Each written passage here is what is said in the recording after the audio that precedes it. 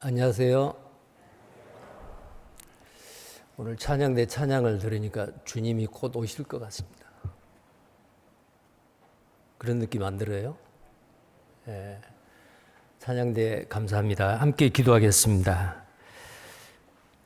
우리를 사랑하시는 거룩하신 하나님 아버지, 우리를 죄악 가운데서 구원해 주시고 하나님의 자녀 삼으셔서 썩지 아니하고 쇠하지 아니하는 영광의 상급을 바라보며 살아갈 수 있도록 하나님께서 지금까지 말씀으로 굳게 세워주시고 창세전 만세전에 예비해 놓으신 주님의 거룩하신 몸된 교회 안에 우리를 맡기시고 때마다 일마다 하나님의 말씀으로 우리를 양육하시고 날마다 변화되어 가는 삶을 살아가게 해주신 것 감사합니다. 계속되어지는 학예 수양에 지금 이 시간에도 갈릴리 수양관에서 말씀이 증거되고 있습니다. 하나님이 없다라고 하는 어리석은 생각들을 버리게 하시고 창조주 하나님, 역사를 주관하시는 하나님을 분명히 깨달아 알고 상하고 통회하는 마음으로 복음을 듣고 우리와 동일한 영원한 생명과 소망을 얻을 수 있도록 하나님께서 이번 6차 학예 수양에도 하나님께서 역사해 주시기를 원합니다. 또 오늘 이 시간 우리 강주교회 형제 자매님들 함께 모였습니다. 주께 영광의 찬송을 드리며 또 말씀으로 교훈받기를 원합니다. 하나님, 우리에게 필요하고 합당한 은혜의 말씀을 주시고 우리의 삶 가운데서 주께 받은 그 말씀의 교훈을 적용하며 순종하며 살아가는 우리가 되기를 원합니다. 전 세계에 이 진리의 복음이 증거되는 그 모든 곳마다 하나님께서 지경을 넓혀주시고 예비해 놓으신 하나님의 그 거룩하신 몸된 교회가 완성이 될 수 있도록 하나님께서 역사해 주시길 원합니다. 해외에서 수고하시는 선교사님들, 그 가정, 또 형제 자매님들 항상 하나님이 지켜 보호해 주시고 힘있게 복음을 증거하여 하나님의 뜻과 영광을 나타내는 귀한 그 선교사의 삶을 살 수 있도록 하나님 축복하시고 도와주시길 원합니다. 또 우리 중에 아직 가족들 또 친척들 주변에 기도하는 가운데 있는 많은 그 영혼들, 아직 구원받지 못한 그 영혼들, 때를 얻든지 못 얻든지 담대하게 복음을 전해서 그들도 함께 천국까지 동행하는 하나님의 자녀들이 될 수 있도록 하나님 역사하시고 도와주옵소서. 그리고 우리 중에 연약한 지체들, 건강이 약해서 지금 투병 생활하고 있는 형제 자매님들, 또 믿음의 실족한 자들 하나님 도와주시고 다시금 주님을 위해서 살고자 하는 그 삶의 기회를 허락해 주시기를 원합니다.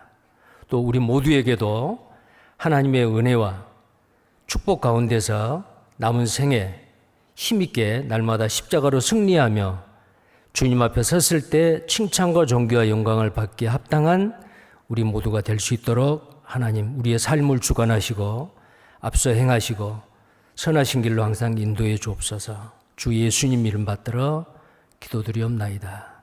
아멘. 오늘 시작하는 말씀입니다. 요한계시록, 신약성경 요한계시록 1장 7절을 보시겠습니다.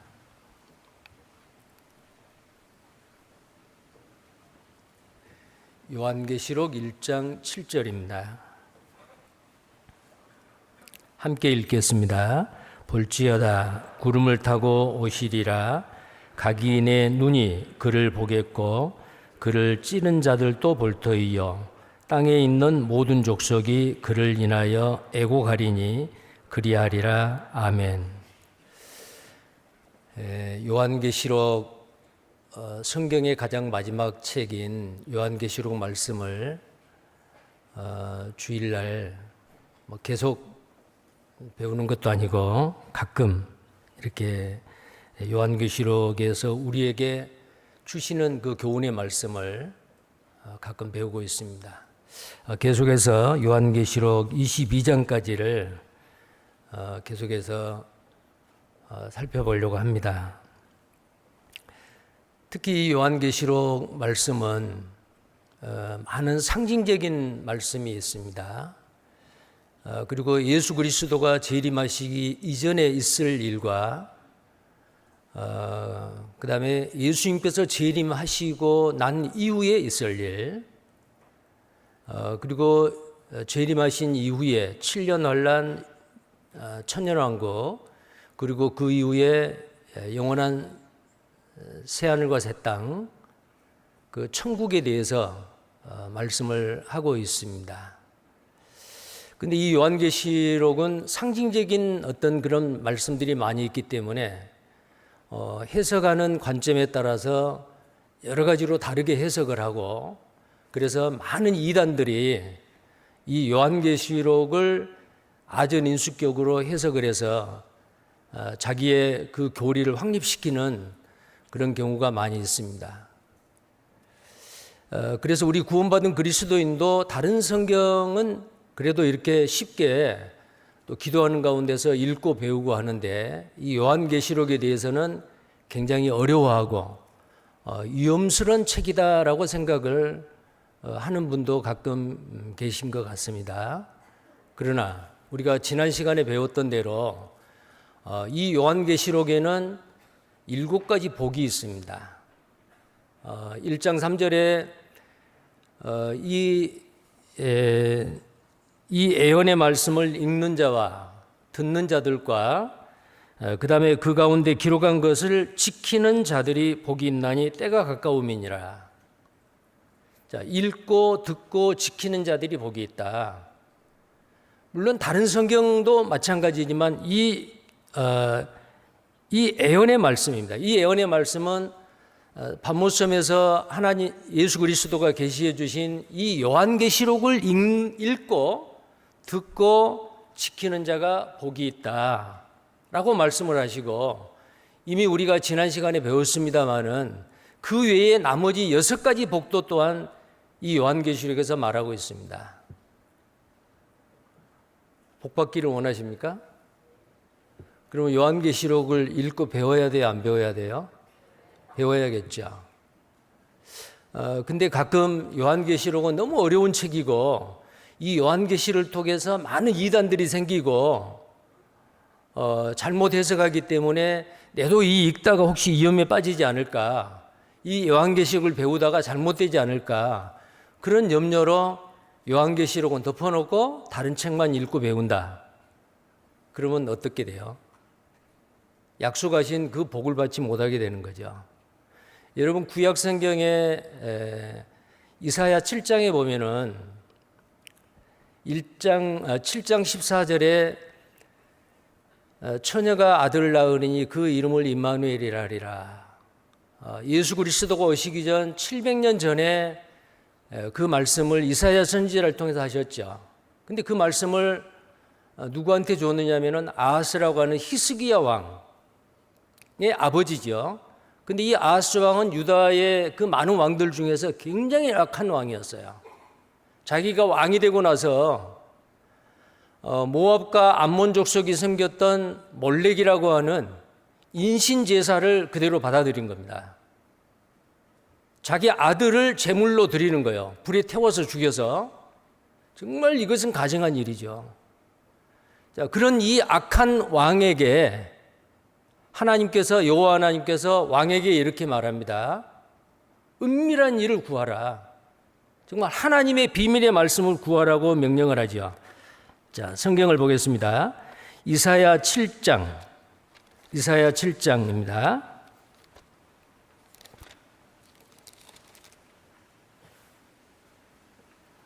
10절 말씀부터 보겠습니다.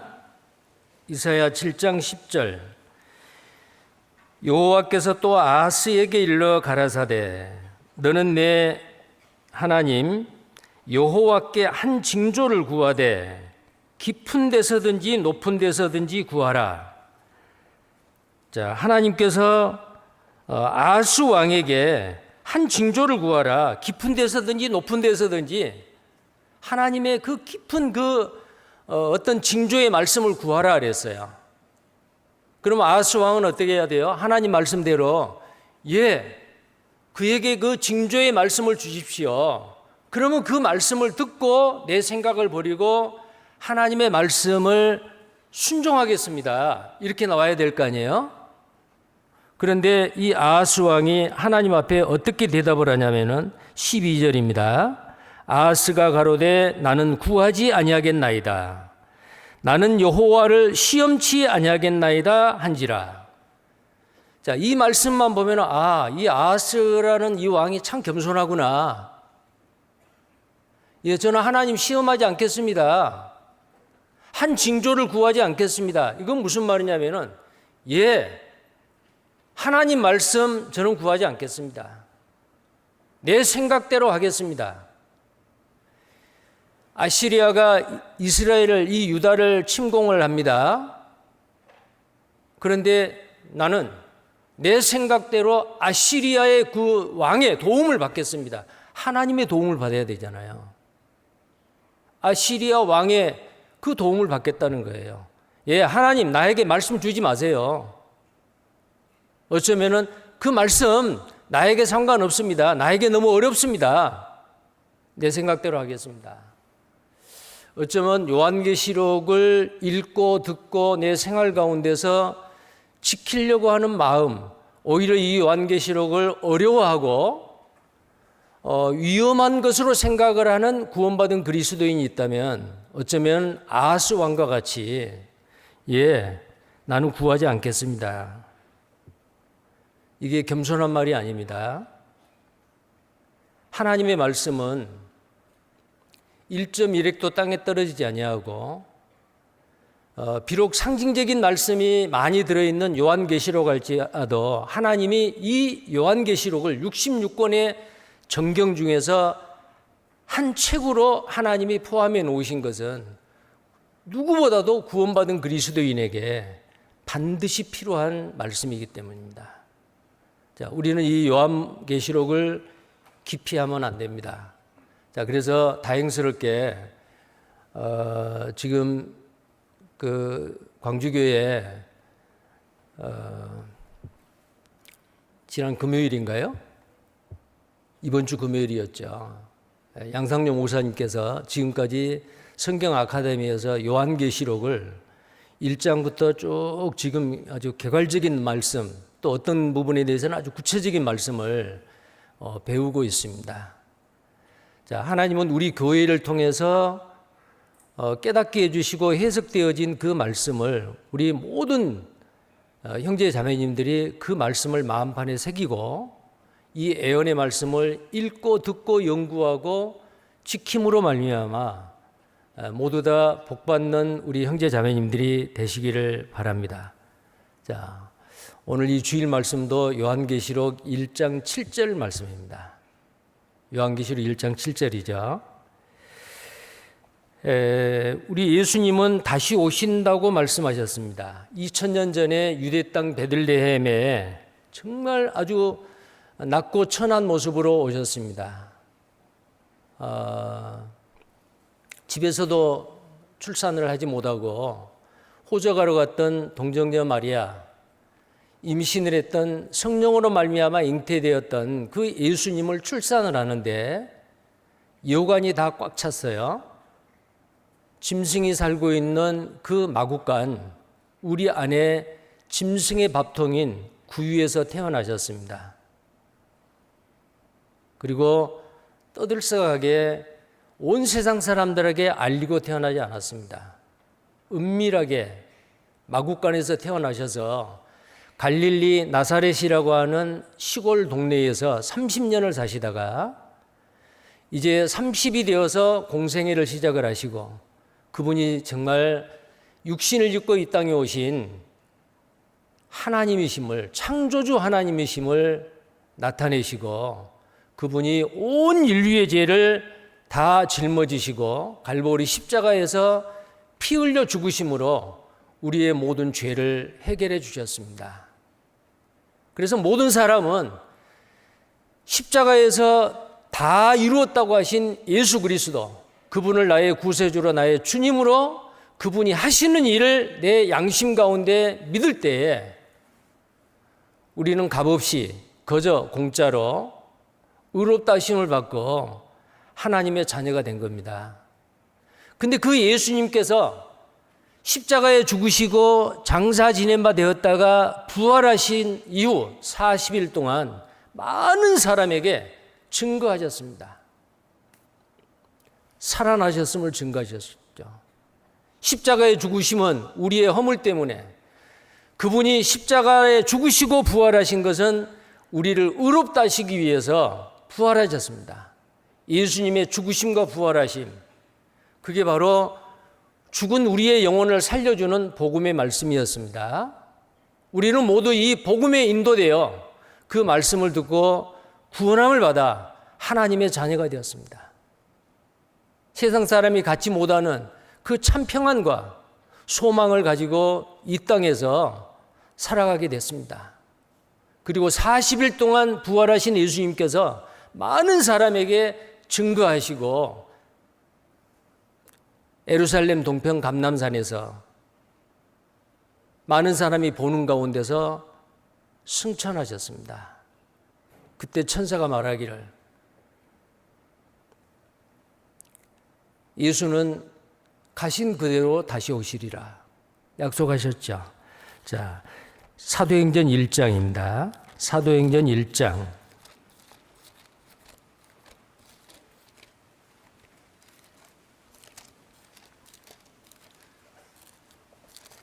사도행전 1장 말씀입니다. 1장 9절부터입니다. 이 말씀을 마치시고 저희 보는 데서 올리어 가시니 구름이 저를 가리워 보이지 않게 하더라. 올라가실 때에 제자들이 자세히 하늘을 쳐다보고 있는데 흰 옷 입은 두 사람이 저희 곁에 서서, 천사지요. 11절 같이 읽겠습니다. 가로되 갈릴리 사람들아, 어찌하여 서서 하늘을 쳐다보느냐? 너희 가운데서 하늘로 올리우신 이 예수는 하늘로 가심을 본 그대로 오시리라 하였느니라. 자, 제자들이 보는 앞에서 그대로 승천하셨습니다. 부활하신 예수님이죠. 근데 두 천사가 말을 하는 거예요. 어찌 하늘을 쳐다보느냐. 근데 그 앞에 보니까 구름이 저를 가리워 보지 않게 하더라. 자, 구름 속으로 사라졌습니다. 그리고 천사가 말하는 거예요. 너희가 본 이 예수는 하늘로 가심을 본 그대로 오시리라. 하늘로 간 그대로 다시 오시리라.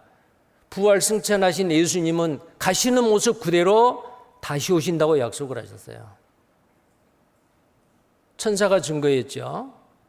근데 예수님은 공생에 이 땅에 살고 계시는 동안에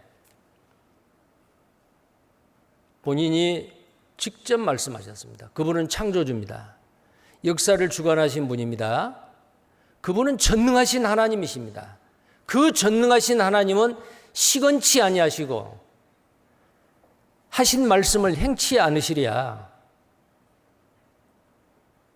창조주 하나님께서 하시는 약속입니다. 다시 오시겠다는 약속이요. 첫 번 오신 예수님은 이 세상 죄인을 구원하러 오셨습니다. 그러나 다시 오시겠다고 하는 예수님은 이 땅에 주 안에서 죽은 자들, 구원받은 그리스도인들을 첫째 부활로 무덤에서 살아나게 하시기 위해서, 그리고 예수님 재림하셨을 때에 이 땅에 살아있는 구원받은 그리스도인들, 그 첫째 부활, 우리 살아남은 자도 호련히 구름 속으로 끌어올려 공중에서 주를 영접하시리라. 이런 몸이 아니고 영광스러운 몸으로 변화시켜서 공중에서 주를 만나게 하고 7년 동안 어린 양의 혼인잔치 있다가 7년 후에 이 땅에 다시 지상 재림하게 하는, 그리고 1000년 동안 이 땅에 왕 중의 왕이신 예수님이 이 땅을 다스릴 때에 구원받은 그리스도인과 함께 이 땅을 다스리고 천년왕국 이후에 새하늘과 새 땅, 영원한 천국으로 우리를 데려가시는 그 예수님, 그러면 이 땅에서의 하나님이 약속하신 그 구원은 우리의 영혼을 구원하시고 우리의 성품을 예수님과 같이 변화시키고 생활 구원이죠. 그리고 마지막 예수님이 재림하셨을 때에 이 몸까지도 영광스러운 몸으로 영원히 죽지 아니할 몸, 아프지 아니할 몸, 피곤하지 아니할 몸으로 영광스러운 몸으로 변화시키는 몸의 구원까지 이루어지십니다. 자, 하나님은 천지 만물을 창조하신 거 위대한 일이죠. 천지 만물을 창조하시는 일보다 더 위대하고 큰 일이 바로 뭐예요? 하나님의 형상대로 지음받은 존귀한 사람이 죄 가운데서 구원을 받고 삶이 변화가 되고 몸까지 구원받는, 그래서 우리의 구원은 이미 영혼 구원을 받고 생활 구원을 이루어가지만 우리의 구원은 아직 완성되지 않았습니다. 그 완성된 구원, 그것은 바로 주님의 몸이 완전히 이루어질 때에 우리 각 개인의 몸까지도 변화되는 구원이 완성되는 겁니다. 근데 그 구원이 언제 완성되느냐? 예수님의 재림 때요. 그러니까 첫 번 오신 예수님은 온 인류의 죄를 위해서 온 세상 사람들을 구원하기 위해서 이 땅에 오셨고, 다시 오시겠다고 약속하신 재림 예수님은 이미 구원받은 그리스도인의 구원을 완성하기 위해서이고, 또 하나는 심판하러 오십니다. 예수님이 다 이뤘다 하시고 부활 승천하셨는데 그 이후에 거의 2000년 동안 이 땅에 이 복음이 먼저 구원받는 그리스도인을 통해서 전해집니다. 율법을 지켜서가 아니고 내가 노력해서가 아니고 뭘 행해서가 아니죠. 주님이 이루어 놓으신 그 구원의 역사를 우리는 그대로 그 십자가의 사랑을 받아들이고 믿음으로 말미암아 하나님의 자녀가 되는 겁니다. 그래 몸까지 변화되는 거예요. 자, 구원이 완성될 때까지는 하나님이 지금도 하루가 천년같이, 천년이 하루같이 기다리고 계십니다. 언제까지요? 이방인의 충만한 수가 차기까지. 지금 아직 예수님이 안 오시는 이유는 천국 갈 백성의 수가 다 차지 않았습니다. 예수 그리스도의 몸된 교회가 아직 완성이 안 됐습니다. 주님의 몸된 교회가 완성이 될 때 주님이 재림하시겠다는 그 약속을 반드시 이루시고 다시 오십니다. 자, 이 재림이라고, 예수님의 재림이라고 하는 것은 창조의 역사보다도 더 중요한 사건이에요. 근데 아직 이루어지지 않을 사건이지요. 정말 인류 역사 가운데, 이 지구의 역사 가운데, 전 우주의 역사 가운데 가장 놀라운 사건입니다. 예수님의 재림요. 기독교 2000년 역사 가운데서 깨어있는 그리스도인. 자, 그래서 이 재림에 대해서, 재림하실 예수님에 대해서 구원받은 그리스도인이 그 재림하실 예수님에 대해서 어떤 감정을 가지고 있느냐, 그것이 바로 구원받은 그리스도인의 신앙생활의 바로미터 시금석이라고 할 수가 있습니다. 기독교 2000년 역사 가운데 주님의 재림을 간절히 기다리고 사모하는 사람,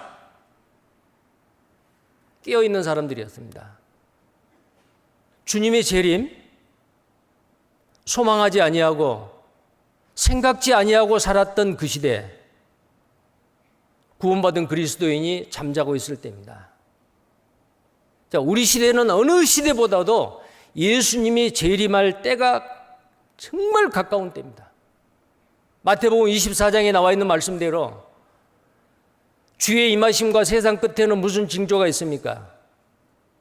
예, 주의 임하심과 세상 끝에 예수님이 재림할 때 어떤 징조가 있습니까? 자, 예수님은 그 징조를 다 말해 주셨습니다. 우리는 마태복음 24장에 나와 있는 그 징조를 다 확인하고 보고 사는 시대에 살고 있습니다.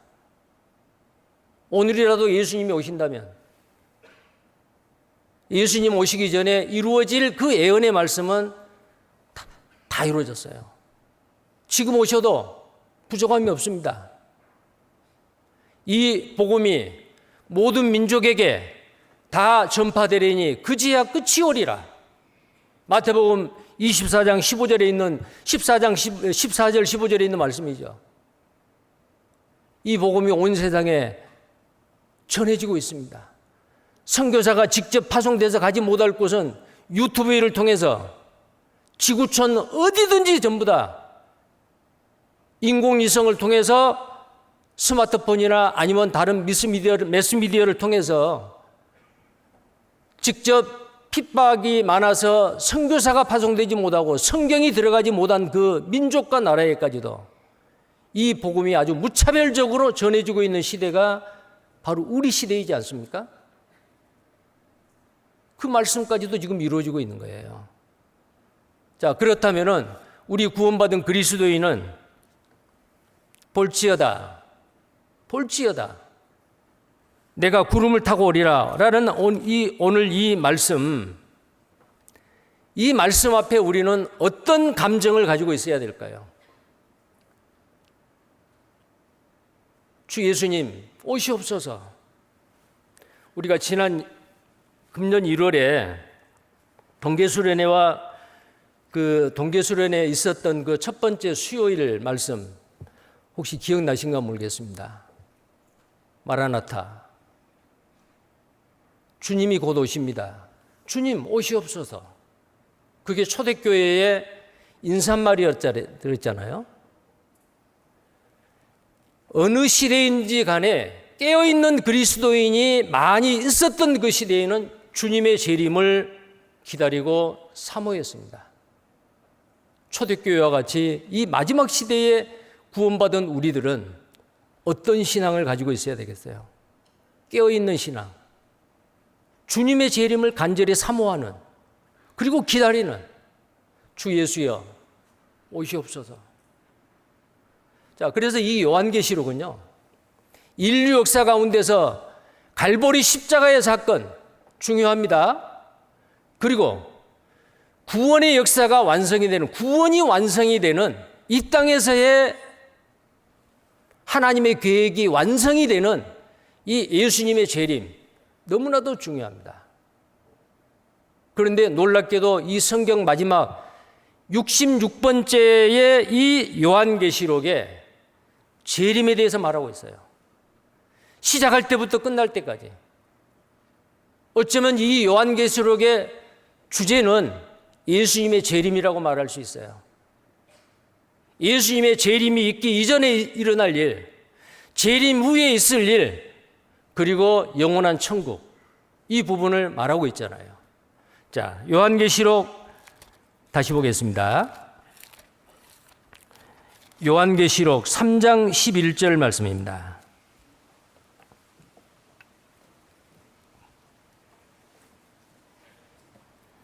요한계시록 3장 11절입니다. 내가 속히 이 말이니, 자, 속히 이 말이니 그랬죠. 예수님이 하시는 말씀이에요. 내가 속히 이 말이니, 재림하시겠다 그 말이에요. 내가 가진 것을 굳게 잡아 아무나 내 면류관을 빼앗지 못하게 하라. 자, 예수님이 친히 빨리 오시겠다, 속히 임하겠다라고 하셨잖아요. 그 다음에 요한계시록 16장 15절입니다. 요한계시록 16장 15절 말씀입니다. 함께 읽겠습니다. 보라, 내가 도적같이 오리니 누구든지 깨어 자기 옷을 지켜 벌거벗고 다니지 아니하며 자기의 부끄러움을 보이지 아니하는 자가 복이 있도다. 자, 여기에 보라, 내가 도적같이 오리니, 갑작스럽게 생각지 않은 때에 주님이 오시겠다는 약속이에요. 그 다음에요, 요한계시록 22장입니다. 요한계시록 22장입니다. 7절 말씀입니다. 함께 읽겠습니다. 보라, 내가 속히 오리니 이 책의 예언의 말씀을 지키는 자가 복이 있으리라 하더라. 자, 예수님께서 친히 말씀하시기를, 보라, 내가 속히 오리니, 보라, 내가 속히 오리니. 자, 여기에서 속히 온다는 것은 인간이, 사람들이 생각하는 시간적인 어떤 그 관점이 아닙니다. 속히 온다는 것은 하나님이 계획하시고 하나님이 뜻하시면 언제든지 바로 실행하시겠다는 거예요. 그 다음에요, 12절 말씀입니다. 보라, 내가 속히 오리니 내가 줄 상이 내게 있어 각 사람에게 그의 일한 대로 갚아주리라. 자, 여기도 내가 속히 오리니 내가 줄 상이 내게 있어 각 사람에게 그의 일한 대로 갚아주리라. 누구에게 하는 말이요? 구원받은 그리스도인에게 하는 말입니다. 이제 구원받고 나서 예수님이 다시 재림하실 때 내 몸까지도 구원을 받아서 영광스러운 모습으로 주님 앞에 서게 되는데, 그때 내가 구원받고 나서 주님 앞에 설 때까지 내가 무엇을 생각하고 무엇을 하고 살았는지, 무엇을 추구하고 살았는지에 대해서 주님이 반드시 갚아주시겠다.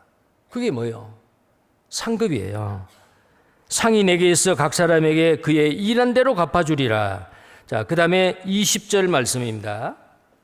요한계시록 22장 20절입니다. 함께 읽겠습니다. 이것들을 증거하신 이가 가라사대 내가 진실로 속히 오리라 하시거늘 아멘. 주 예수여 오시옵소서. 예, 여기도 내가 진실로 속히 온다. 거짓말이 아니다 그 말이죠. 하나님은 인생이 아니시니 시건치 아니하십니다. 창조주 하나님께서 하시는 약속입니다. 한두 번만 하는 게 아니죠. 내가 속히 오리라. 내가 진실로 속히 오리라. 아직 안 오셨어요. 반드시 오셔요. 이건 기정사실입니다. 근데 세상 사람들은 예수님이 다시 오신다? 무슨 일이 일어날지 모르죠. 모르니까 그들에게 가르쳐 줘야 돼. 자, 다시 요한계시록 1장을 봅니다. 요한계시록 1장 10절 말씀입니다.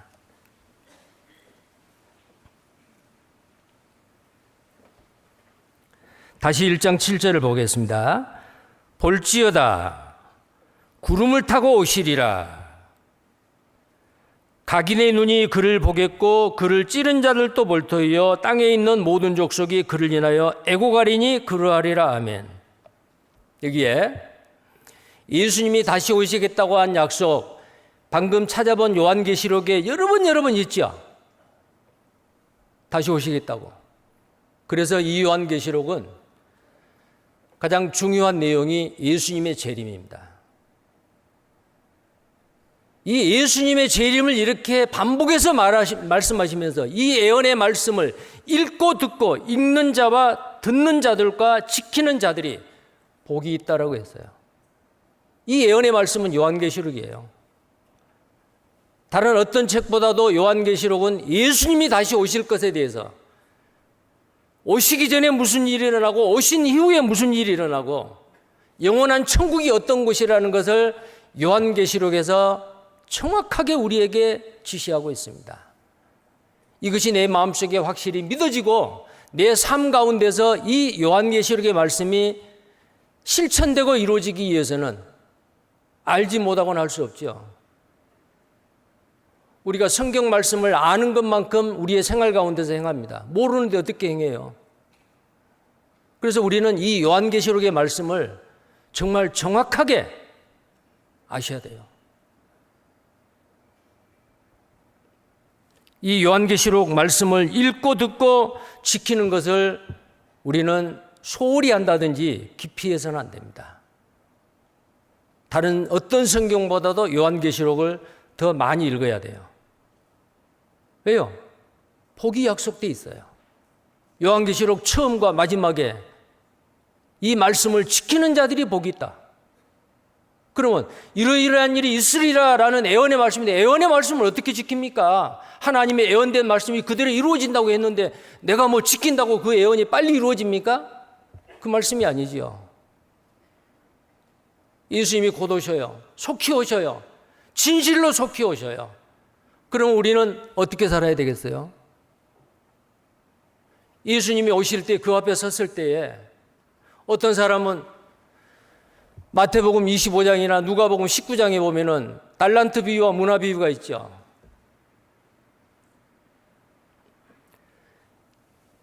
5달란트, 1달란트, 2달란트 맡겼습니다. 5달란트를 10달란트 남긴 사람이 있고 1달란트를 그대로 숨겨놨다가 가져온 사람이 있어요. 누가복음 19장에는 문화비유가 있습니다. 모든 사람에게 한 문화씩을 맡겼어요. 주님이 오셨습니다. 어떻게 장사했는지를 계산을 합니다. 어떤 사람은 한 문화를 가지고 10문화를 남겼습니다. 어떤 사람은 한 문화를 가지고 5문화를 남겼습니다. 어떤 사람은 한 문화를 그대로 숨겨놨다가 그대로 가져왔습니다. 10문화 칭찬을 받습니다. 착하고 충성된 종아. 근데 한 문화를 그대로 숨겨놨다가 가져온 그 사람에게는 악하고 게으른 종아. 구원은 똑같이 받았는데 주님을 위해서 재림하실 예수님을 만날 것을 준비하고 살았던 사람하고 그렇지 못했던 사람의 결과는 다르다 그 말이에요. 그래서 우리는 이 요한계시록에 있는 주님의 재림에 대해서 가장 많이 말씀을 하고 있는데 이 주님의 재림에 대해서 우리는 어떻게 행하고 살아야 되느냐. 주님이 언제 오시든지 간에 주님 마라나타 주님 오십시오. 자, 우리가 하루 일과를 마치고 주무실 때에 주님 제가 잠잘 때 오십시오. 깼습니다. 예, 오늘 밤에 안 오셨네요. 오늘 오십시오. 만약에 그렇게 말할 수 있다면은 정말 그분은 깨어있는 사람이고 주님을 사모하는 사람입니다. 물론 이럴 수는 있습니다. 주님이 오늘 오시면 안 되는데요. 아직 구원받지 못한 가족이 있고 내가 전도해야 될 사람인데 지금 오셔버리면 나는 천국 가지만 그분은 지옥 갈 거 아니에요. 좀 더디 오십시오. 물론 그렇게 말할 수는 있어요.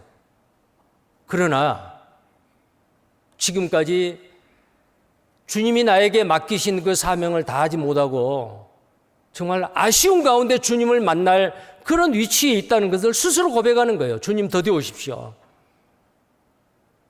다시 오실 재림의 예수님에 대한 우리 구원받은 그리스도인의 생각과 감정은 그 사람의 신앙생활이 육신에 속한 신앙생활이냐 아니면은 진리의 말씀 가운데 순종하고 사는 신앙생활이냐 바로미터입니다. 시금석이에요. 나는 지금 어떤 상태에 있는가? 주님이 지금 오시는 것을 오히려 걱정하는가? 오늘이라도 주님 오시옵소서 마라나타라고 말할 수 있는 그런 신앙의 상태인가? 매일매일 나에게 주시는 그 기회를 하나님 앞에 후회 없이 우리는 살아야 됩니다. 여기에 볼지어다 구름을 타고 오시리라. 자, 여기에서 볼지어다라고 하는 것은요. 볼지어다. 그냥 see, 눈에 보이는 대로 무관심하게 보는 게 아니에요. 영어 성경 어떤 성경에는 look, 의지를 가지고 보라 그 말이에요. 또 어떤 곳에는 behold, 바라봐라 그 말이에요. 여러분들 요한복음 1장 29절에 보라 세상 죄를 지고 가는 하나님의 어린 양이로다. 온 세상 죄, 나의 죄를 짊어지고 가신 그 예수님, 십자가에서 죽으시고 다 이루었다 하시는데 예수님을 양심적으로 믿음의 눈으로 바라보라는 거예요. 그 예수를 바라보듯이 여기에 앞으로 오실 재림 예수님을 어떻게 바라봐야 되느냐. 관심을 가지고, 치대한 관심을 가지고 유의하고 집중하여 깨달으라는 의미입니다.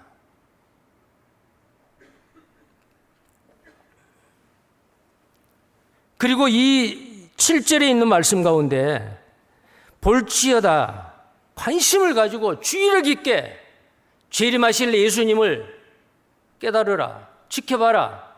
그리고 이 7절 마지막에 뭐라고 되어 있습니까? 제일 마지막 말이 뭐예요? 아멘이죠. 요한계시록 1장 7절. 그 앞에 말은 뭐예요?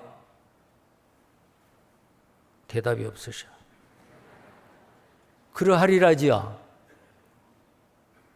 자, 여기서 그러하리라라는 그 말이 헬라말로는 나이예요. 나이. 이 헬라말 나이를 히브리 말로 만약에 번역을 하면은 아멘이요. 아멘은 히브리 말이에요. 그러면은 똑같은 말이 반복이 되어 있어요. 똑같은 말이. 구름을 타고 오시리라. 각인이 눈으로 그를 볼 것이고 찌른 자도 볼 터이요 땅에 있는 모든 족속이 그를 인하여 애고가리니 그러하리라. 나이. 아멘. 헬라말로 고치면 나이. 히브리 말로 고치면은 그러하리라. 아멘. 그 다음 말도 아멘. 아멘, 아멘. 사도 요한은요, 예수님이 다시 오실 때에 대해서는 너무나도 아주 확실한 가운데 강조를 하고 있습니다. 예수님 오십니다. 아멘, 아멘. 예, 그렇습니다. 예, 그렇습니다. 왜 이럴까요? patmos섬에서 사도 요한은 이 예수님의 계시를 받았을 뿐만 아니고 예수님이 이스라엘 땅에서 3년 반 동안 제자들과 함께 거닐 때에 예수님은 뭐라고 말씀하셨죠? 다시 오실 것을 약속하셨어요. 마태복음 24장입니다. 마태복음 24장.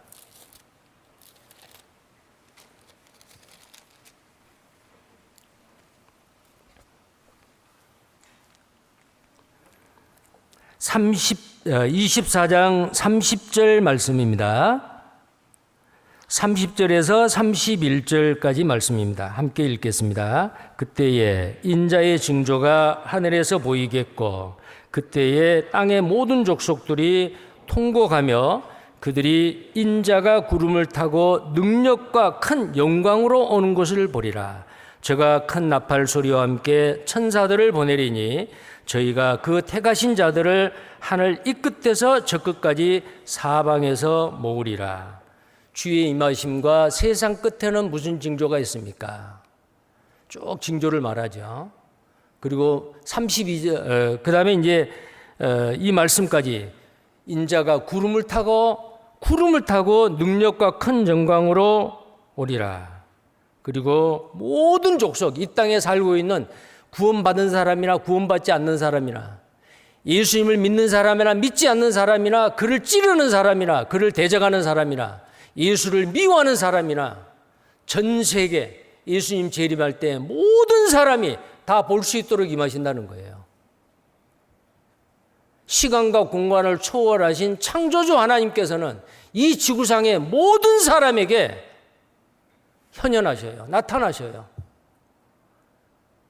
이건 창조주 하나님에게만 가능합니다. 어떤 사람은 예수님이 재림하시면은 만약에 지금 한국은 낮인데 한국의 하늘에 나타나면은 한국의 반대쪽에 있는 저 아메리카, 미국, 브라질, 아르헨티나 이쪽에서는 어떻게 보지? 지구 반대편인데? 그렇지. GPS 인공지성을 통해서 중계하면 보시겠지. 그래 안 해도 볼 수 있어요. 하나님은 시간과 공간을 초월하신 분이요. 부활하신 예수님께서 부활하시는 날 주일날 저녁에 시간과 공간을 초월해서 방들의 문이 다 닫혔는데도 방 안에 들어오셨죠. 제자들이 깜짝 놀랐습니다.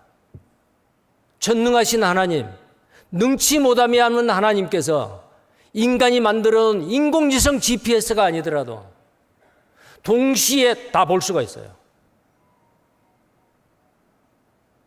이 세상 모든 사람이 재림하시는 예수님을 다 보게 됩니다. 그래서 여기 예수님께서 십자가에서 고난받으시기 전에 제자들에게 하시는 말씀이에요. 인자가 구름을 타고 능력과 큰 영광으로 오는 것을 보리라. 대제사장 이스라엘의 종교 지도자들이 예수님을 미워해서 까닭없이 미워한 거예요. 그를 붙잡아다가 재판을 한 거예요. 빌라도 총독에게 넘겨주기 전에 네가 그리스도냐 하나님의 아들이냐 외쳤을 때 예수님이 뭐라고 대답하셨어요? 마태복음 26장 64절입니다.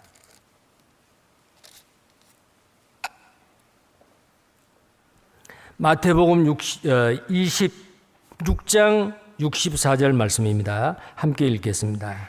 예수께서 가라사대 내가 말하였느니라. 그러나 내가 너희에게 이르노니 이후에 인자가 권능의 우편에 앉은 것과 하늘 구름을 타고 오는 것을 너희가 보리라 하시니. 자, 이 말씀을 어떤 분들은 영적으로 볼 거다 천만에요. 이 사람들은 예수님을 찌르는 자들은 예수님을 배척하고 믿지 아니하고 미워하는 사람들, 구원받지 못한 사람들이요. 그 사람들이 어떻게 영적으로 봐요? 그 영은 죽어 있는데 실제로 부활하시는 그 몸 그대로 가신 그대로 다시 오시리라. 천국에서 영원히 살 수 있는 신령한 몸을 입은 예수 그리스도가 온 세상 사람들에게 보이신다 그 말이요. 이 말을 들으니까 네가 사람으로 태어나서 요셉의 목수의 아들로 태어나서 네가 하나님이라고 하느냐 그리스도라고 하느냐 이 참남된 말을 하느냐. 너는 죽어야 된다. 빌라도에게 끌고 가서 죽여달라고 외쳤잖아요. 예수 그리스도를 배척한 자들이고 예수님을 찌른 자들이요. 이 사람들도 예수님 부활하시고 재림하신 예수님을 눈으로 목격하게 됩니다. 온 세상 사람들이 다 봐요. 재림하실 예수님을 구원받은 그리스도인도 보고 구원받지 않는 세상 사람도 봐요. 그러나 그 차이는 하늘과 땅이요. 보기는 보는데 어떤 사람은 복받는 사람, 어떤 사람은 저주받을 사람이요. 그를 찌른 자들도 볼 것이요. 통곡하고 애곡하리라. 멸망입니다. 예수님이 재림하시는 것은 구원받은 그리스도인을 이 세상을 심판할 때에 안전한 곳으로 대피하시고 어린 양의 7년 어린 양의 혼인잔치에 영광스러운 몸으로 변화해서 끌어올려 가기 위함이고 이 세상의 끝까지 2000년 역사 동안에 복음을 배척을 하고 예수님을 까닭없이 미워하는 그를 찌르는 자들, 무서운 하나님의 공의의 심판으로 진노의 심판이 이 땅에 내려지기 위해서, 초림하시는 예수님은 우리를 구원하시기 위해서, 초림하신 예수님은 십자가에서 양팔을 벌리고 못을 박을 때 누구든지 이 세상에 아담 때부터 이 세상 마지막 사람까지 온 세상 사람들을 초청하셨습니다. 그러나 다시 오실 재림 예수님은 누구를 초청하죠? 이제는 그때는 선별적입니다. 주를 믿고 구원받은 그리스도인들, 주 안에서 죽은 자들과 살아있는 구원받은 그리스도인을 선별해서 변화시켜 데려가요. 예수님 재림할 때까지 끝까지 마음을 열지 아니하고 진리의 말씀에 불순종하고 사는 이 세상 사람들은 무서운 공의의 진노의 심판으로 심판을 하세요.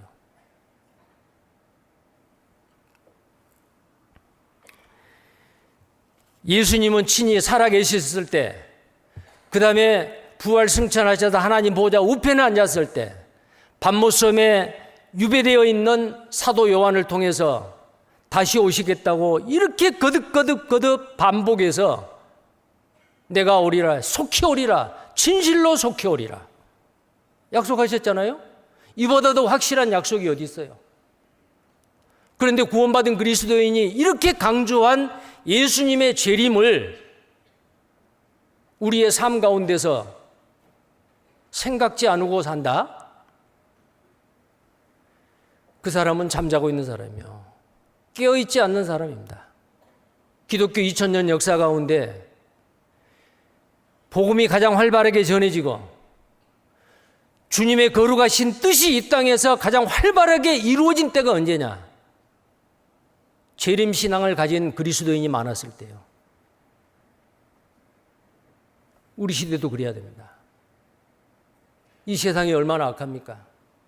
죄악이 충만했습니다. 주님 곧 오셔요.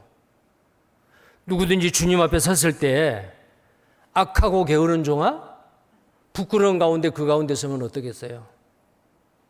24시간의 시간은 똑같습니다.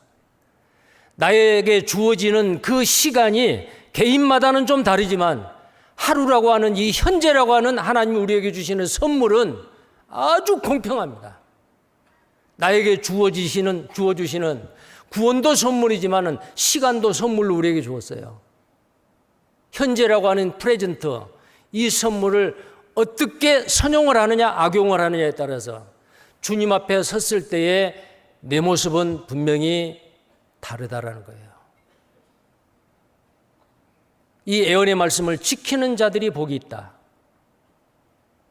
이것은 바로 예수님의 재림을, 그 재림의 소망을 가지고 매 순간순간 주님 앞에 설 것을 생각을 하면서 주님이 나에게 부탁하시고 명령하신 이 땅에서의 사명을 우리는 최선을 다해서 다해야 됩니다. 그것이 바로 이 예언의 말씀을 지키는 거다, 그 말이에요. 자, 그 다음에요. 다시 본문을 봅니다. 요한계시록 1장 7절 말씀입니다.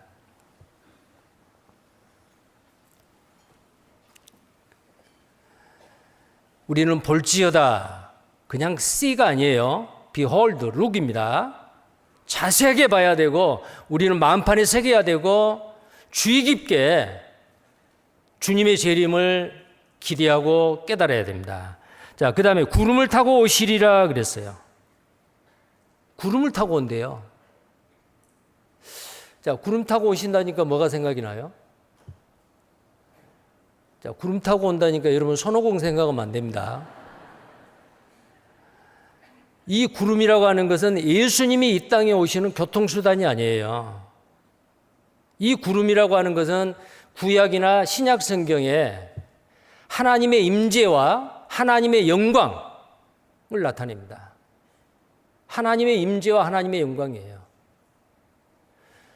하나님은 영이시니 그랬어요. 신령과 진정으로 예배. 하나님은 우리 눈에 보이지 않지 않아요? 하나님을 보고 살 자가 없음이라 그랬고요.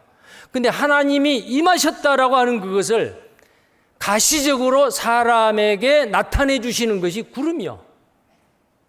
구름이요. 그래서 구약 성경에도 이스라엘 백성이 광야 생활을 할 때 낮에는 구름 기둥, 밤에는 불 기둥으로 나타나셔서 구름 기둥이 위로 올라가면은 진을 옮겼어요. 그 구름 기둥이라는 게 뭐예요? 내가 너희를 애굽에서 구원하신 것은 내가 너희와 함께 하기 위함이라. 그 구름 기둥과 불 기둥을 통해서 임재하시는 하나님, 거룩하시는 하나님의 영광, 영광스러운 하나님이 이스라엘 백성의 회중에 함께 한다라는 것을 가시적으로 보여주는 상징이에요. 구름 타고 오신다라고 하는 것은 교통수단이 아닙니다. 하나님의 임재와 하나님의 영광을 나타내는 상징하는 거예요. 성경을 보시겠습니다. 구약에서 나타난 그 구름을 몇 군데를 한번 보겠습니다. 출애굽기 16장. 출애굽기 16장입니다.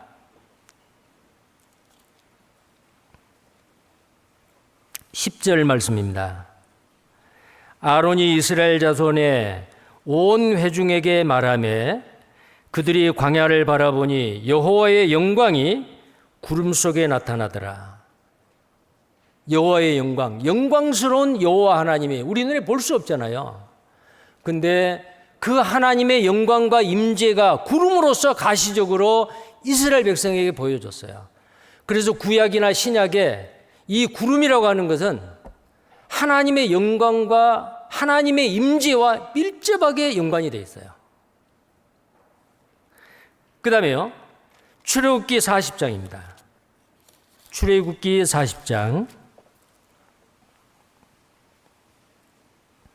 34절입니다. 성막을 다 만드시고 그 일을 해라는 것을 모세의 역사를 다 펴라고 난 다음에 34절입니다. 40장 34절. 그 후에 구름이 해막에 덮이고 여호와의 영광이 구름이 덮였다 그랬죠.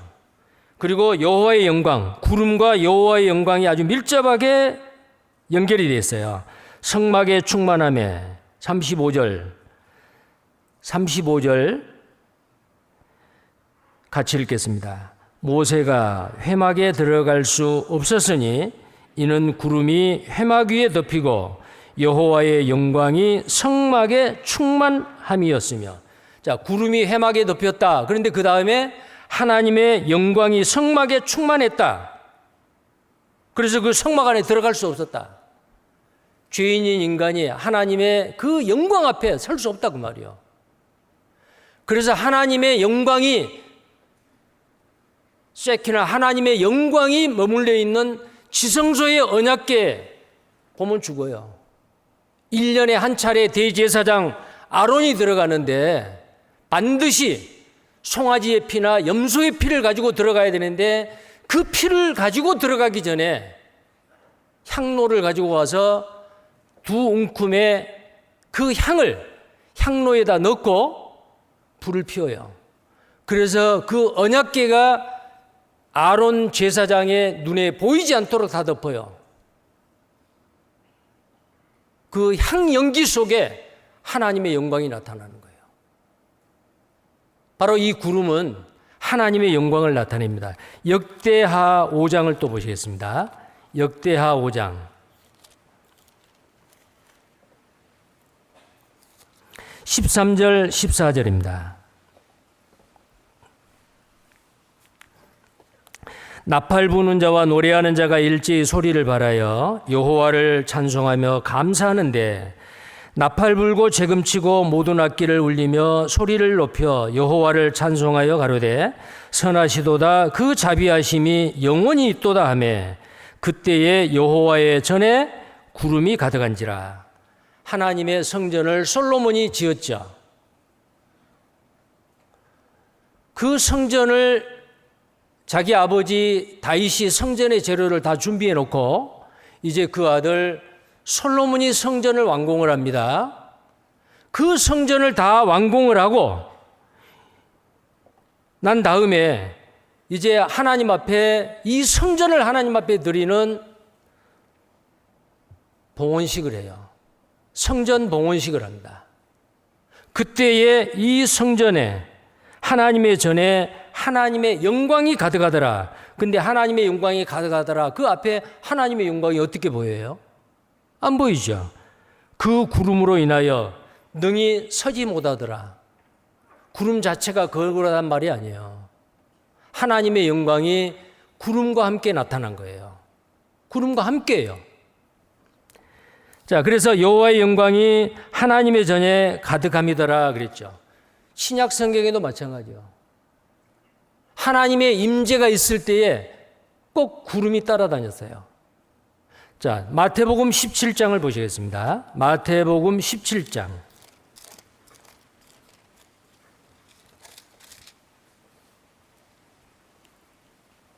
4절부터입니다. 자, 변화산에 다른 제자들보다 세 제자 요한과 야고보와 베드로 세 제자를 데리고 예수님이 어느 산에 갔어요.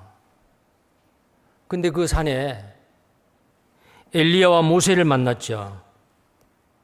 그리고 예수님이 호련히 변화됐는데 이 세상에 어떤 비누로도 빨아도 그렇게 희게 할 수 없는 아주 빛나는 옷을 예수님이 얼굴이 해같이 빛나고 옷이 빛과 같이 휘어졌더라. 자, 그리고 이제 그때에 구름 속에서 하나님의 영광의 음성이 들립니다. 자, 5절입니다.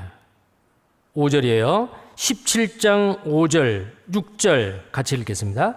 말할 때에 호련히 빛난 구름이 저희를 덮으며 구름 속에서 소리가 나서 가로되 이는 내 사랑하는 아들이요 내 기뻐하는 자니 너희는 저의 말을 들으라 하는지라. 예. 자, 그리고 6절에 제자들이 듣고 엎드려 심히 두려워하니. 구름 때문에 평소에 많이 보았던 그 구름이 있잖아요. 근데 평소에 그 구름 앞에 엎드리는 사람이 누가 있어요? 그런데 구름 속에서 하나님의 영광이 구름 속에서 소리가 나서 가로되 이는 내 사랑하는 아들이요 내 기뻐하는 자라. 누구의 음성이요? 여호와 하나님의 음성이요. 그러니까 제자들이 어때요? 세 제자가 듣고 엎드려 심히 두려워했다. 구름이 두려워서가 아니요. 구름 속에서 난 여호와 하나님의 그 거룩하신 음성을 듣고 엎드린 겁니다. 자, 신약 성경에도 하나님의 임재, 하나님의 영광과 항상 밀접하게 따라다니는 것이 구름이었다 그 말이에요. 예수님이 재림할 때도 마찬가지입니다. 구름을 타고 오신다.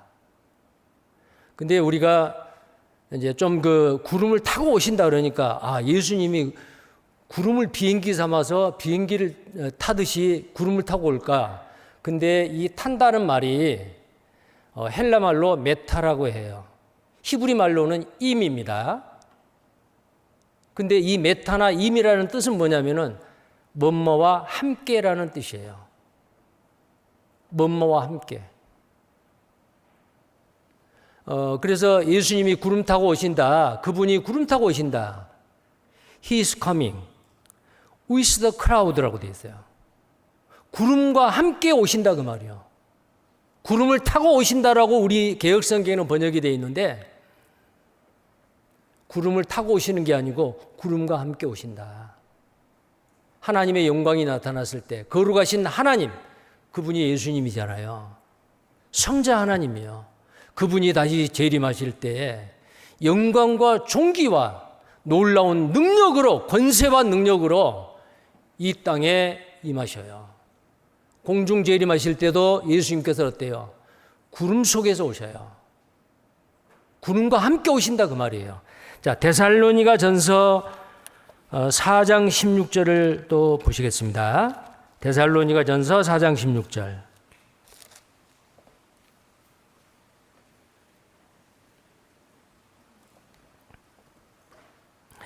4장 16절에서 17절까지 같이 읽겠습니다. 그 후에 우리 살아남은 자도 저희와 함께 데살로니가 전서 4장 4장 16절부터요. 다시 읽겠습니다. 같이 읽겠습니다. 주께서 호령과 천사장의 소리와 하나님의 나팔로 친히 하늘로 쫓아 강림하시리니 그리스도 안에서 죽은 자들이 먼저 일어나고 그 후에 우리 살아남은 자도 저희와 함께 구름 속으로 끌어올려 공중에서 주를 영접하게 하시리니 그리하여 우리가 항상 주와 함께 있으리라. 구름 속으로 끌어올린다 그 말은 영광스러운 우리 주님이 영광스러운 모습으로 임재하실 것을 상징적으로 나타내는 게 구름이라고 말이에요. 자, 이렇게 거듭거듭 구약이나 신약 성경에 하나님이 임재하실 때, 하나님이 현현하실 때, 하나님이 영광 가운데 나타나실 때 구름하고 밀접하게 연결이 돼 있죠. 이것은 무슨 말이에요? 반드시 오신다 그 말이에요. 예수님 오셔요. 자, 근데 그 구름 타고 예수님이 오실 때에 누가 보느냐 그 말이에요. 각인이 본다 그랬어요. 이 각인은 뭐예요? 이 세상 모든 사람이요. 각 사람이 다 봐요. 예수님 재림할 때 볼 사람 있고 못 볼 사람 있는 게 아니에요. 모든 사람이 다 봅니다. 근데 그 모든 사람, 구원받은 그리스도인이나 아니면은 그렇지 않는, 믿지 않는 사람이나 다 봐요. 그런데 구원받은 그리스도인에게는 그날이 복된 날이요. 이 세상의 모든 근심, 걱정, 모든 고난, 이 세상의 모든 인생의 짐, 그때 다 끝나요. 영광스러운 몸으로 변화돼서 부활해서 주님 앞에 가게 됩니다. 그러나 이 땅에 남겨진 사람들은 어떤 사람들이요? 그를 찌르는 자들이요. 그를 찌르는 자가 누구요? 예수님이 십자가에 매달렸을 때 로마 군인 한 사람이 창으로 옆구리를 찔렀어요. 그 예언의 말씀이 다니엘서 7장 13절에 예언되어 있습니다. 보시겠습니다. 다니엘서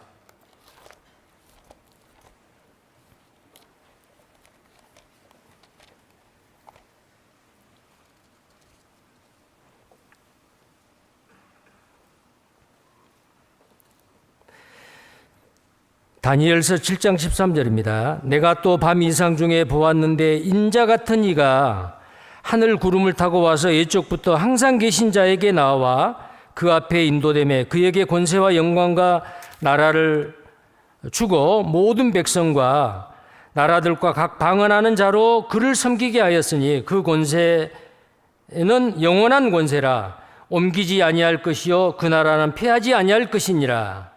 자, 그 후에 13절에 구름을 타고 오신다 그랬잖아요. 자, 그런데 그 예수님께서 그 예언의 말씀이 자, 그를 찌르는 자들도 볼 것이요라고 했는데 그 찌르는 자들 자, 스가랴서 방금 구름을 타고 오신다라는 말은 다니엘서 7장 13절에 있고 이제 예수님이 구름을 타고 오시는데 구름을 타고 오실 때에 이게 예언의 말씀이죠. 구약에 예언되어 있는 말씀이에요. 그를 찌른 자들도 볼 것이다. 자, 스가랴서 12장입니다. 스가랴 구약 성경 스가랴입니다.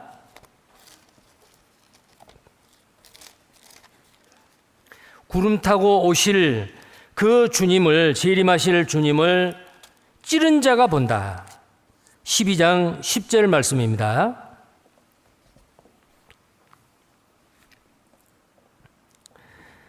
누가복음 12장 10절 말씀입니다. 같이 읽겠습니다. 내가 다윗의 집과 예루살렘 거민에게 은총과 강구하는 심령을 부어주리니 그들이 그 찌른 바 그를 바라보고 그를 위하여 애통하기를 독자를 위하여 애통하듯 하며 그를 위하여 통곡하기를 장자를 위하여 통곡하듯 하리라.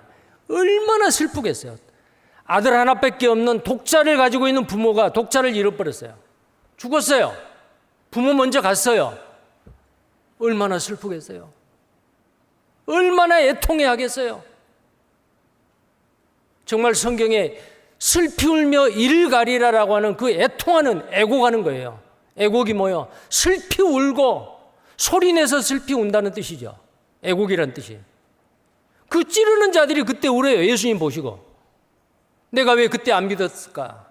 왜 내가 그때 예수님을 미워했을까? 왜 내가 예수님을 배척했을까? 그때 애통하고 애곡해도 소용이 없어요. 기회는 없어요.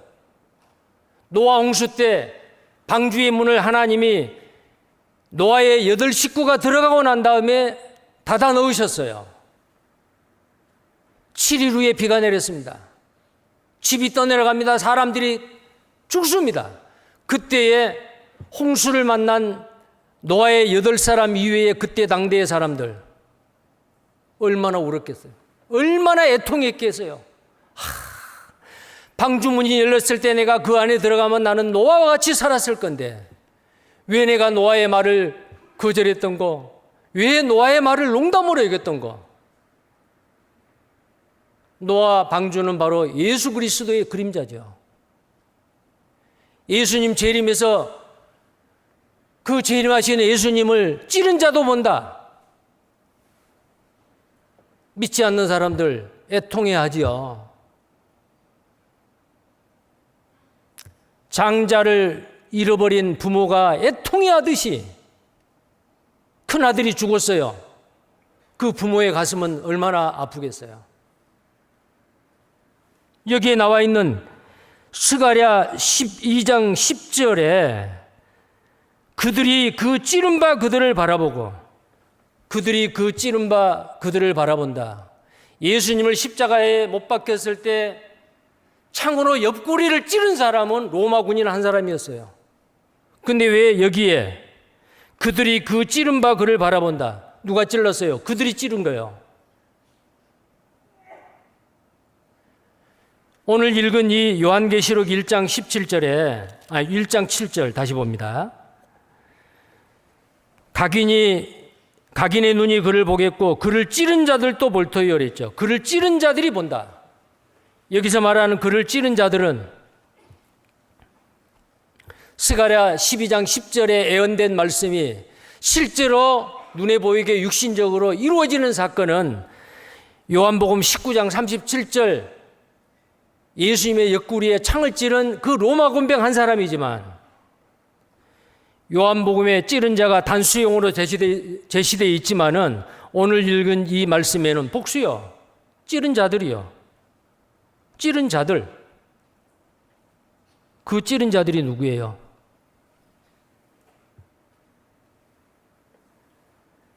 그 배후의 유대 종교 지도자들.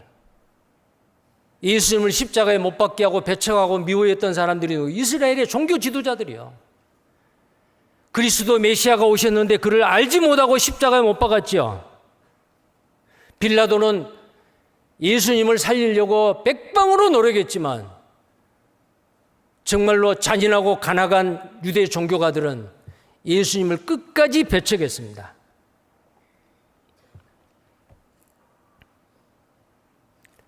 그리고 그 이후에 지금 이 순간까지 많은 세대가 지나갔어요. 오고 가는 세대, 예수님과 그의 증거를 대적하는 모든 이들입니다. 인류 역사 가운데 어두운 역사가 많았어요. 전쟁이 일어나고 서로를 물고 헐뜯고 온갖 죄, 주님이 가장 싫어하신 거예요. 죄로 말미암아 인류 역사의 어두운 그 역사가 진행되고 있는 그 과정에서는 주님과 상관없는 일이요.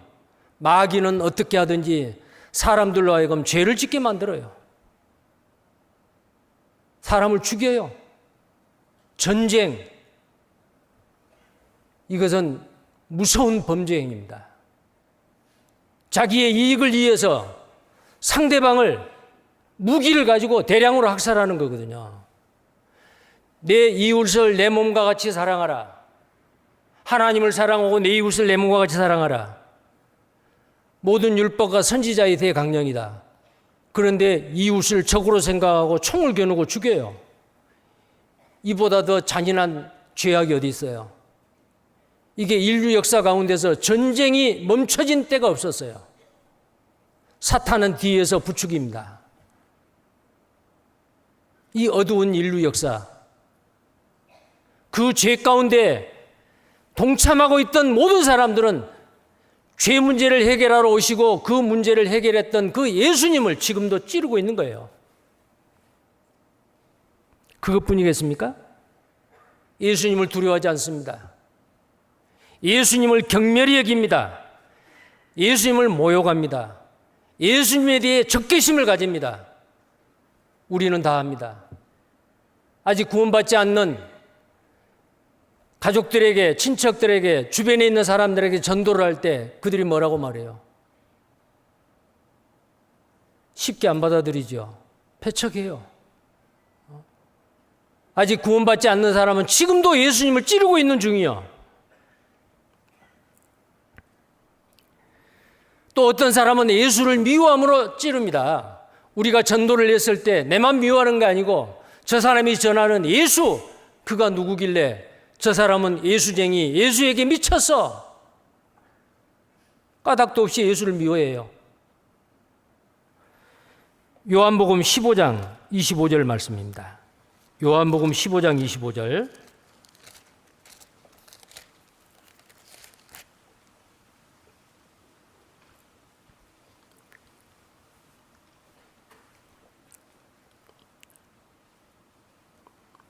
요한복음 15장입니다.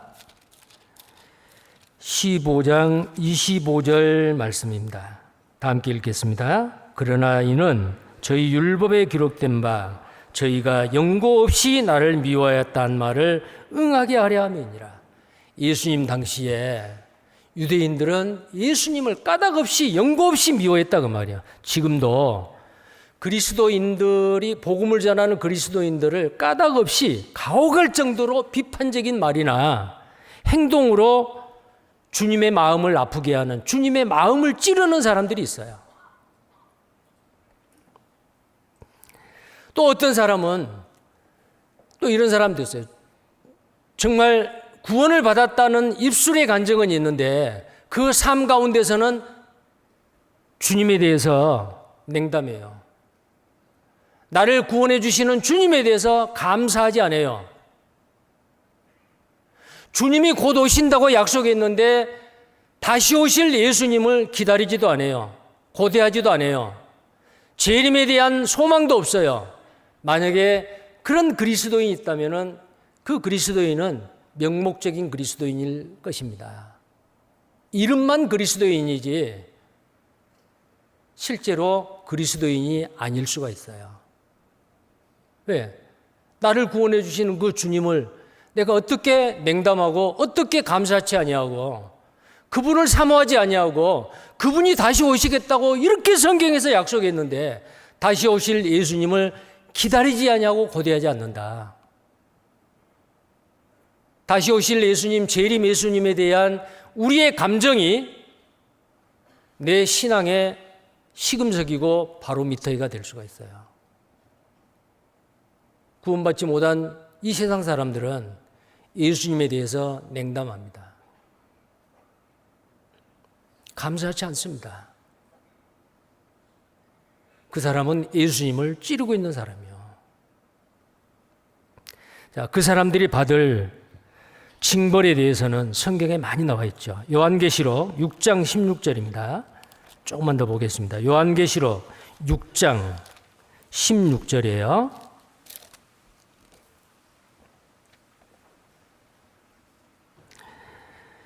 산과 바위에게 이르되 우리 위에 떨어져 보좌에 앉으신 이의 낯에서와 어린 양의 진노에서 우리를 가리우라.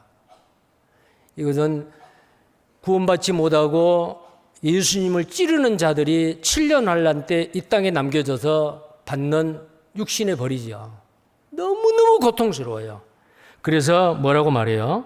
어린 양의 진노에서 우리를 가리우라.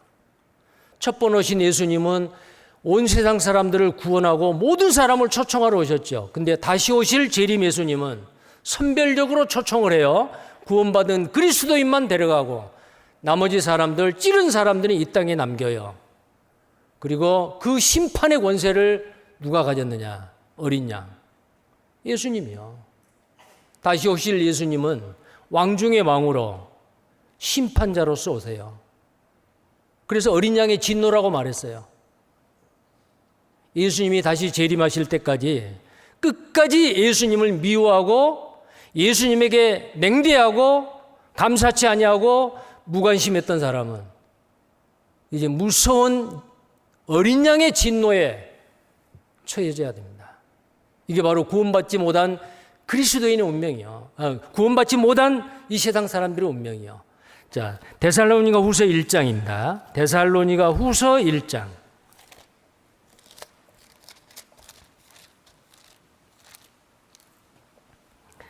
데살로니가 후서 1장 6절부터 보겠습니다. 너희로 환난받게 하는 자들에게는 환난으로 갚으시고, 자, 너희로 환난받게 하는 자들이 뭐요? 데살로니가 성도들 중에서는 많은 사람에게 복음을 전해요. 근데 복음을 전하니까 반대하는 예수를 찌르는 사람들이 많았어요. 그래서 구원받은 그리스도인을 힘들게 만들어요. 환난받게 하는 자들이요. 예수님을 찌르는 자들이요. 그들에게는 환난으로 갚아주셔요. 그 다음에 7절입니다. 환난받는 너희에게는, 이 땅에 살고 있는 구원받은 그리스도인이 때를 얻든지 못 얻든지 다른 사람에게 복음을 전하고 받은 그 환난과 고난 말이요. 너희에게는 우리와 함께 안식으로 갚으시는 것이 하나님의 공이시니. 안식입니다. 영원한 평안이요. 영원히 눈물도 슬픔도 애통하는 것도 아픈 것도 죽음도 다시 있지 아니하는 영원한 천국으로 이어지는 삶을 살게 되지요. 자, 이것은 바로 안식으로 갚아주신다. 구원받은 그리스도인에게 예수님의 재림은 영원한 안식으로 이어지지만 예수님을 찌르는 자들, 믿지 않는 자들에게는 환난으로 갚아주셔요. 계속 봅니다. 주 예수께서 7절 중간쯤에 주 예수께서 저의 능력의 천사들과 함께 하늘로부터 불꽃 중에 나실 때에, 예수님께서는 불꽃 중에 나타나세요. 왜요? 여기서 말한 불꽃은 심판의 불이에요. 마태복음 3장에 보면은 알고 모아 곳간에 들이고 쭉정이는 꺼지지 않은 불에 태우리라. 이 세상의 사람은 두 종류요. 알고가 아니면 쭉정이요. 믿고 구원받은 사람, 끝까지 예수님을 찌르는 사람, 믿지 않는 사람, 알고가 쭉정이요. 그리고 예수님은 요한은 이렇게 말씀합니다. 나는 너희에게 물로 세례를 주나 내 뒤에 오시는 이는 너희에게 성령과 불로 세례를 줄 거다. 자, 성령으로 세례를 받는 사람은 구원받은 우리요. 근데 불로서 세례를 받는 사람이 있어요. 성령 세례를 받지 못하고 끝까지 예수님을 믿지 않는 사람에게는 무서운 어린 양의 진도인 불로서 세례를 줘요. 불로 심판하시죠. 여기에 불꽃 중에 나타난다 그랬잖아요. 그 다음에 8절입니다. 8절에서 10절까지 같이 읽겠습니다. 하나님을 모르는 자들과 우리 주 예수의 복음을 복종치 않는 자들에게 형벌을 주시리니 이런 자들의 주의 얼굴과 그의 힘의 영광을 떠나 영원한 멸망의 형벌을 받으리로다. 그날에 강림하사 그의 성도들에게는 영광을 얻으시고 모든 믿는 자에게서 기히 여김을 얻으시리라. 우리의 증거가 너희에게 믿어졌음이라. 자, 믿지 않는 사람에게는 영원한 멸망의 형벌이 주어지고 우리에게는 구원받은 우리를 통해서 재림하실 예수님이 영광을 받으신다 그랬어요. 그를 찌른 자도 볼 것이요. 각인이 그를 볼 것이요. 그리고 모든 사람이 구원받지 못한 사람들이 오늘 읽은 이 요한계시록 1장 7절에 있는 말씀대로 땅에 있는 모든 족속이 그를 인하여 애곡하리라. 그러하리라. 아멘. 이것은 바로 아멘, 아멘. 반드시 오십니다. 예수님 오십니다. 반드시 오셔요. 지체치 아니하고 속히 오리라. 반드시 오셔요. 그때에 우리가 주님 앞에 어떤 모습으로 서느냐라고 하는 것은 주님이 오시기 전에 구원받은 그리스도인으로 이 땅에서 주님에 대한 생각, 주님에 대한 감정이 어떻느냐에 따라서 주님의 섰을 때의 모습이 달라집니다. 재림하실 주님에 대한 감정이 어떻느냐에 따라서 우리는 주님 앞에 섰을 때에 우리의 부끄러움이냐 아니면 영광스러운 모습으로 서느냐 달라집니다. 자, 이 땅에 예수님을 찌르는 자들 아직도 우리 주변에 많아요. 그 사람들 이번 학예 수양회 때 많이 모시고 갔어요. 아마 이번 7차까지 침례를 받는 분이, 물론 학예 수양회 때 다 구원받는 건 아니겠죠. 각 지역교회에서 구원받고 침례를 못 받는 사람들이 이번 학예 수양회에서 침례를 받죠. 근데 평균 4,000명 이상이 침례를 받습니다. 한 사람의 목숨도 천하보다 귀한데 4,000명이요. 우리가 만약에 입을 닫고 가만히 있었다면 그 4,000명의 그 영혼들이 어떻게 구원을 받아요? 한 알의 밀이 땅에 떨어져 죽으면 많은 열매를 맺는다 그랬죠. 한 알의 밀알인 우리 각자가 복음을 위해서, 주님을 위해서 기쁨으로 감사함으로 희생함으로 인해서 또 다른 열매가 맺어요. 자, 풍성한 열매로 과실로 아버지께 영광을 드리는 삶이 우리 구원받은 그리스도인 삶입니다. 자, 오늘 요한계시록 1장 7절에 있는 말씀, 주님이 곧 오셔요. 구름 타고 오셔요. 반드시 오셔요. 각인이 봐요. 그를 찌른 자들도 봐요. 모든 자가, 구원받지 못한 자가 보고 애곡할 거예요.